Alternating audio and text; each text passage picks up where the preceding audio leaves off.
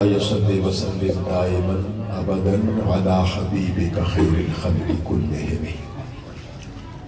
اللہ تبارک و تعالیٰ کا بے انتہا فضل و احسان کی جس کی توفیق سے ہم سب کو ایک دفعہ پھر سعادت حاصل ہو رہی ہے۔ ولی کامل، فرد الزمان، وحید الزمان حضرت خواجہ فضل الدین کریامی رحمۃ اللہ علیہ کی بارگاہ میں حاضر ہیں۔ میں پیر طریقت، رہنمائے اہل عقیدت، رفیع المنزلت، عالی مرتبت محترم جناب سعید شعبان فرید صاحب کی جانب سے جتنے بھی مہمانان گرامی تشریف لائے میں دیکھ رہا ہوں، عالمی مبلغ اسلام، پیر طریقت، رہبر شریعت، فخر و سعادات محترم جناب پیر سید اجمل حسین شاہ صاحب حمدانی، دربار عالیہ میرا شریف، اولاد زہد الانبیاء، ذی وقار و ذی حشم محترم جناب پیر دیوان عثمان فرید صاحب دامت برکات القدسیہ، آپ تشریف لائے۔ فخر و سعادات محترم جناب سید جواد حسین شاہ صاحب، سید الطاف حسین شاہ صاحب اور جتنے بھی آپ حضرین تشریف لائے ہیں، میں ان کی جانب سے آپ کا خوش آمدید بھی کہتا ہوں۔ شکر گزار ہوں بھی آپ ہمدردی کے موقع پر دعا کے لیے آپ یہاں تشریف لائے۔ حکم کی تعمیل کرتے ہوئے حضرت علامہ مولانا سجاد ساجد صاحب، آپ سے گزارش کروں گا کہ آپ تشریف لائیں اور اپنے افکار کا اظہار فرمائیں۔ حضرت علامہ مولانا سجاد احمد ساجد صاحب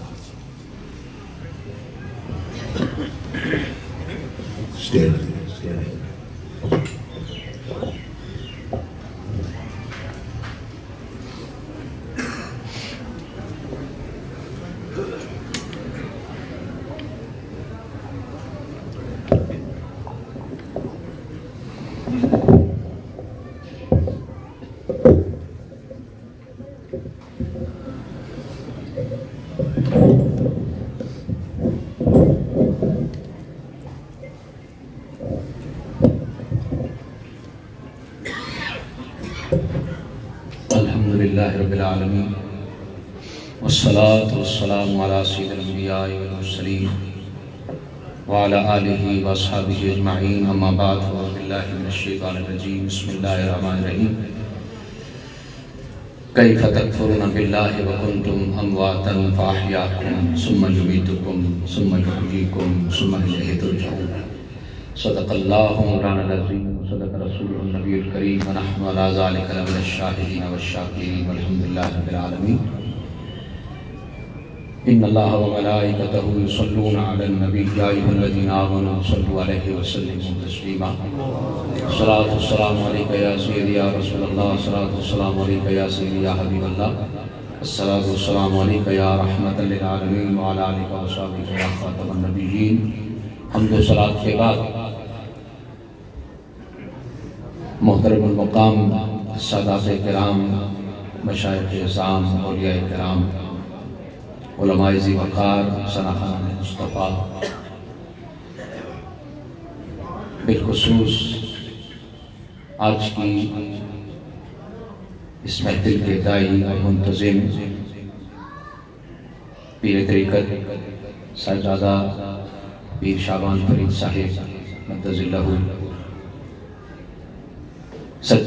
سجادگان کلیام شریف، صاحبزادگان اور منظور نظر حضرت خواجہ فضل الدین کلیامی، جناب مرحوم مغفور سائن اسراف صاحب کی اس ایصال ثواب کی محفل میں ہم دربار عالیہ چشتیہ صابریہ کلیام شریف میں حاضر ہیں۔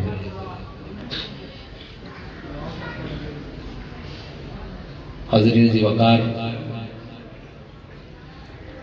میں نے قرآن مجید فرقان حمید سے ایک آیت مقدسہ پڑھی ہے اور میری سعادت ہے،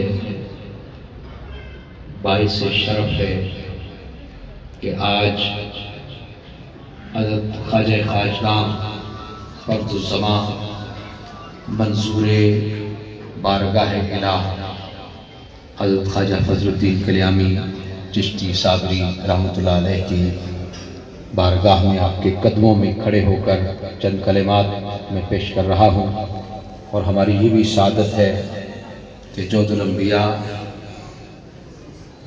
بابائے چشت حضرت خواجہ بابا فرید الدین گنج شکر رحمۃ اللہ علیہ کے دربار عالیہ سے محترم صاحبزادہ پیر عثمان فرید صاحب بھی آج کی محفل میں جلوہ گر ہیں۔ وقت کے دامن میں تنگی ہے، چند کلمات حصول برکت کے لیے میں بیان کر رہا ہوں۔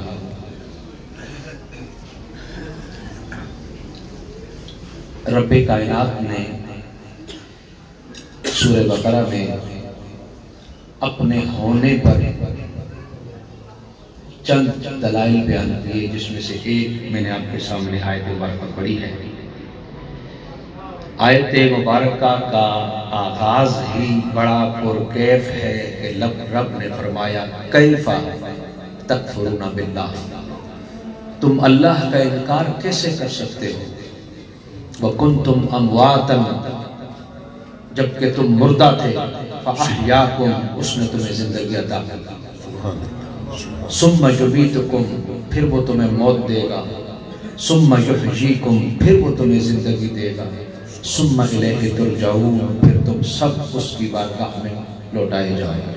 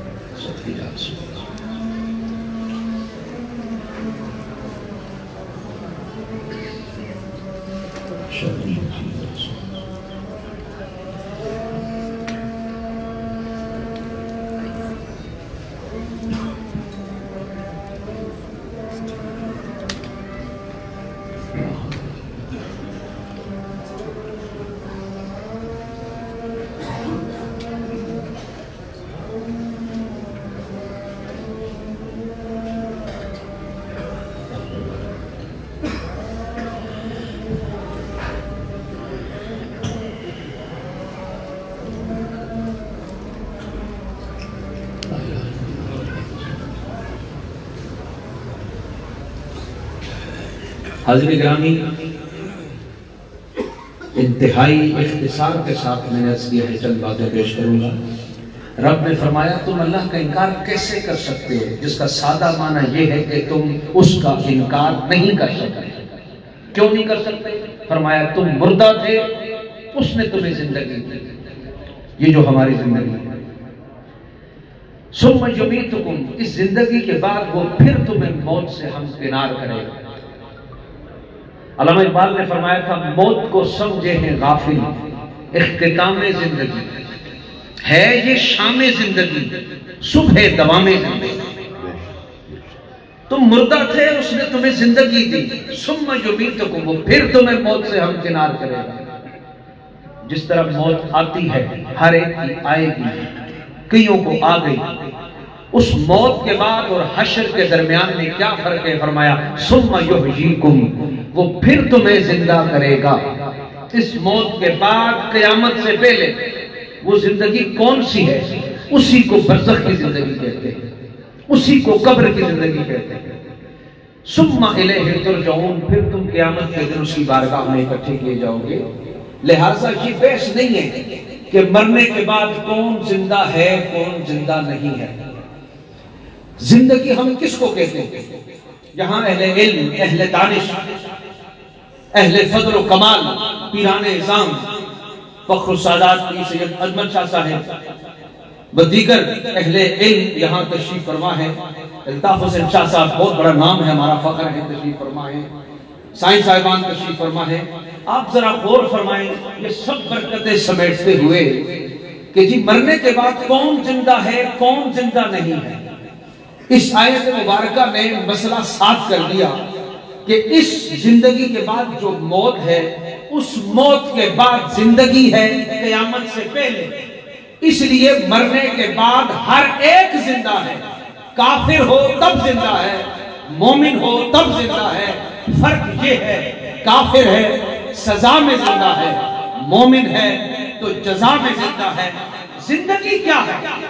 عناصر میں ظہور ترتیب، موت کیا انہی اجزاء کا پریشان، لیکن زندگی ختم نہیں ہوتی اس موت کے ساتھ۔ ایک حدیث صحیح ہے اور اس کو دیگر کتب حدیث میں تو ہے ہی ہے، میں ایک اور خاص وجہ سے حوالہ دے رہا ہوں۔ مولانا اشرف علی تھانوی صاحب نے اس کو کرامات صحابہ میں لکھا، حدیث مبارکہ ہے۔ ایک صحابی کا انتقال ہو گیا، ان کا نام تھا ربی، حضرت ربی رضی اللہ تعالیٰ عنہ، ان کا وصال ہو گیا، کفن دفن کے انتظام میں ان کے بھائی لگ گئے، اسرت کا وقت ہے، مفلسی ہے، غربت ہے۔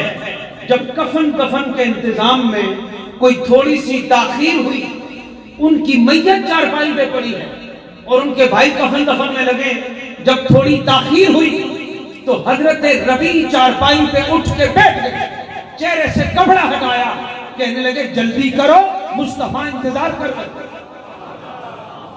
اس لیے مطلب یہ ہے کہ کون زندہ ہے کون نہیں ہے، بحث اس میں کیا ہے؟ جو اس کے حکم میں ہے وہ زمین پر ہے تب زندہ ہے، جو اس کے حکم میں ہے زمین میں تب زندہ ہے، جو اس کی اطاعت سے باہر ہے زمین پر ہے تب مردہ ہے، زمین کے اندر ہو تب مردہ ہے۔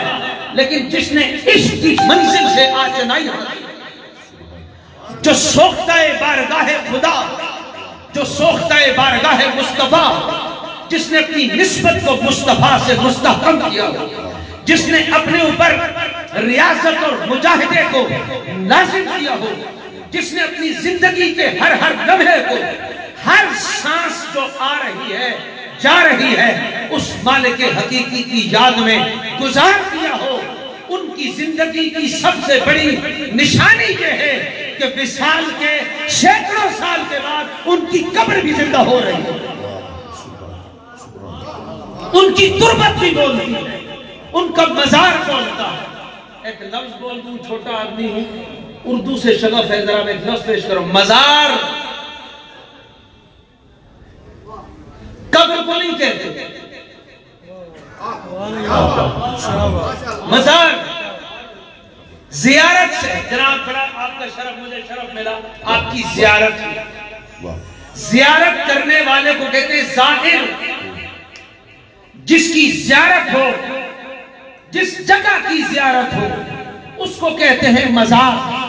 مزار قبر کو نہیں کہتے، مزار زیارت گاہ کو کہتے ہیں۔ ایک بات دوسری عرض کروں، مرکز، یہ مرکز منورہ، تو مرکز بھی قبر کو نہیں کہتے۔ تحسبہم ایقاظا وہم رقود، اصحاب کہف کے بارے میں ہے کہ تو انہیں جاگتا ہوا دیکھ رہا ہے حالانکہ وہ سو رہے ہیں۔ مرکز اس جگہ کو، بیڈ روم کو کہتے ہیں جہاں بندہ سو رہا ہو، جو اس کے عشق میں گجا ہوا ہو، وہ کلیان کی دھرتی پہ اپنی تربت مبارکہ میں، جس کو مرکز کہتے ہیں، سو کے آرام کر رہا ہے۔ لیکن اگر معاجہ شریف میں، معاجہ شریف میں اگر کوئی بارگاہ مصطفیٰ میں عقیدت مند خواجہ فضل الدین کلیانی علیہ رحمہ کا ہے اور وہ شکایت کرنا چاہتا ہے، وہ شکایت کرنا چاہتا ہے بارگاہ مصطفیٰ میں، ابھی اس نے لب کھولے ہیں معاجہ شریف حضور کے سامنے، آپ کو تکلیف ہوگی لیکن جتنا وقت قبلہ نے مجھے دیا ہے میں سعادت مندی سمجھتے اسی میں بات کو سمیٹوں گا۔ ذرا ایک لفظ صرف پیش کروں، بہت ہی خاص ہے، مواجہ شریف۔ شاہ صاحب قبلہ کس کو کہتے ہیں؟ مواجہہ، باب مفاعلہ سے ہے۔ مفاعلہ وہ باب ہے جس میں جانبین کی شراکت ہوتی ہے، اسی کو کہتے ہیں مشارکہ، جس میں دو شریک ہوں۔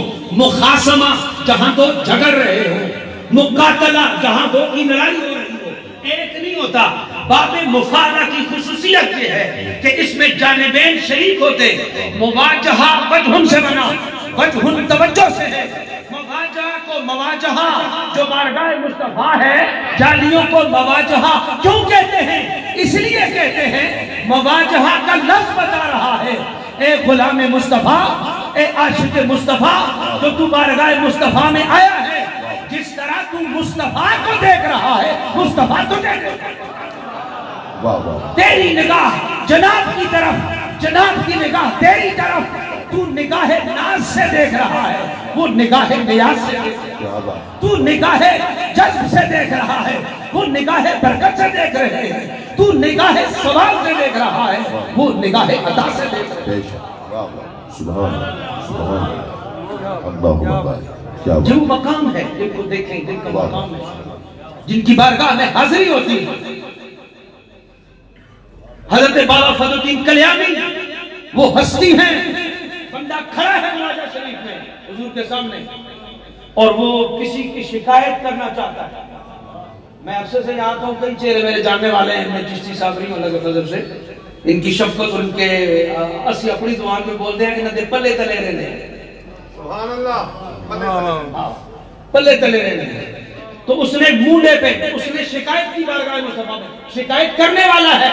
پیچھے سے کسی نے مونڈے پہ ہاتھ رکھا، میں نے کہا سو رہے ہیں. لیکن جب کسی عقیدت مند پر سختی کا وقت ہو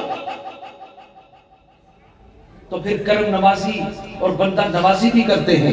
اس کے مونڈے پہ ہاتھ رکھا، وہ بولنے والا تھا، مونڈے پہ ہاتھ رکھا. اس نے پیچھے دیکھا، ایک سفید ریش بزرگ ہیں. وہ بابا جی فرماتے ہیں اس سے کہ گل سن، اتنے شکایت نہ کر،